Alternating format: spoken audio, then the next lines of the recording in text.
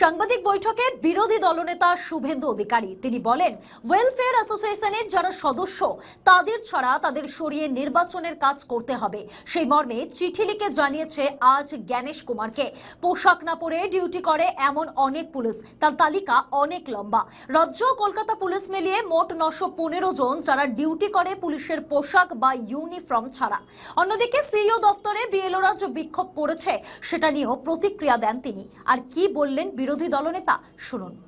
বর্ধমান জেলা বিজেপি কার্যালয়ে আমাদের একজন কর্মী বর্ধমানের কর্মসূচির দিন আসতে গেছিল, অসুস্থ হয়ে মারা যায়। তার পরিবারের সঙ্গে মিট আছে।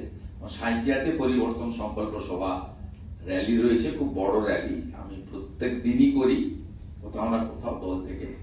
ইতিমধ্যে আমার 4-5টি বড় র্যালি হয়েছে, আজকে আছে সাঁইথিয়াতে 4 PM। আমি চলে যাবো, অসুবিধা নেই।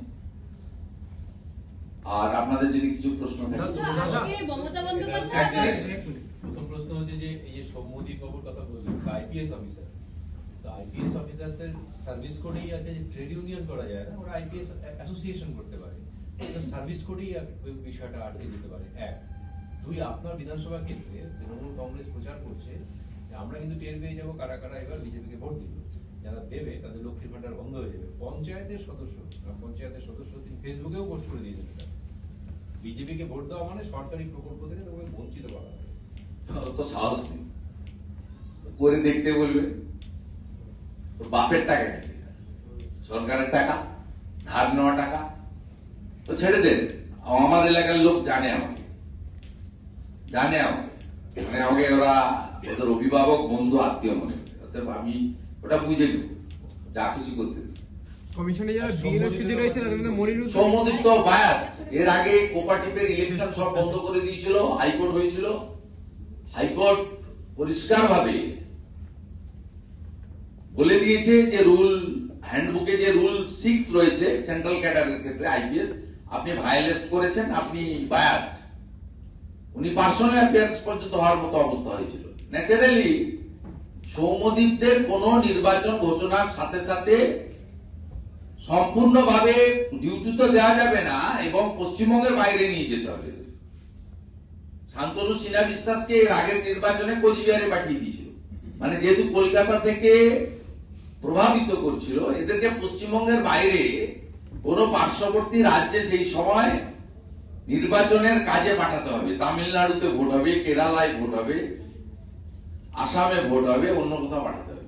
এখানে পশ্চিমবঙ্গে রাখা যাবে না। এবং এটা পুলিশ ওয়েলফেয়ার অ্যাসোসিয়েশনকে সম্পূর্ণভাবে এই জাকাণ্ড করে দিয়েছে অন রেকর্ড। এটা তো আপনি ভাবছেন যে আমি জ্ঞানেশ কুমারজিকে গিয়ে বসে থাকবো, জ্ঞানেশ কুমারজি কি করবে তার উপরে। না, জ্ঞানেশ কুমারজি বা ইলেকশন কমিশন না করলে কোথায় যেতে হয় আমি কাগজ তৈরি করছি, আমি করাবো। অর্ডার পারেন না। এই দেশে এখনো সংবিধান জিন্দায়, এই দেশে এখনো কনস্টিটিউশন হচ্ছে লাস্ট কথা।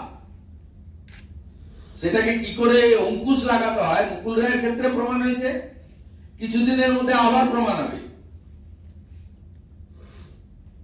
এবং কোর্ট কন্টেম্প্ট হয়েছে মমতা ব্যানার্জিকে সিকিউরিটি নিয়ে অ্যালাউ করেছিল। জাস্টিস অমৃতা সিনহার কোর্টে মিথ্যা কথা বলেছিল সরকার এবং স্পিকার, যে কোন লোকেরই সিকিউরিটি আমরা ভিতরে দেব, কেউ আসবে না। মুখ্যমন্ত্রী এমএলএ তো আউট অফ 294, তার জন্য আলাদা কোনো ব্যাপার নেই। হাউস ফর এমএলএ সবার সিট দেখবেন একই রকম, বসার জায়গা আগে করে স্পিকার করতে পারেন। ওখানে আলাদা স্পিকার ছাড়া আর কারোর সিট কিন্তু আলাদা থাকে না। তো সেটাও আমি কোর্ট কন্টেক্ট করেছি। আপনারা ভাবছেন আমি বলে দিয়ে ছেড়ে দিইনি। আমি 4 বছর লেগে থেকে মুকুল রায়ের ক্ষেত্রে দেখিয়ে দিয়েছি আর্টিকেল 10 শিডিউল তাকে কার্যকর করা যায়। সেন্ট্রাল ফোর্স আর স্টেট সিকিউরিটি ফোর্স বোথ আর ইকুয়াল, সেটাও আমি আইনের চোখে প্রমাণ করে দিয়েছি। আরো একটা কিছু দিনের মধ্যে আপনি দেখতে পাবেন, এই বছর পেরোবে না, আমি করে দেখাবো। এটাও দেখবেন, ওয়েলফেয়ারের কোন লোককে নির্বাচনে ত্রিসীমানায় আমি আসতে দেবো না। যদি ইলেকশন কমিশন ভালো করে ভালো, নইলে সুপ্রিম কোর্ট পর্যন্ত খোলা আছে। যাকে নিয়ে লড়াই করার দরকার, যত দামি এমিনেন্ট ব্যারিস্টার সিনিয়র লয়ারকে নিয়ে করা দরকার করব।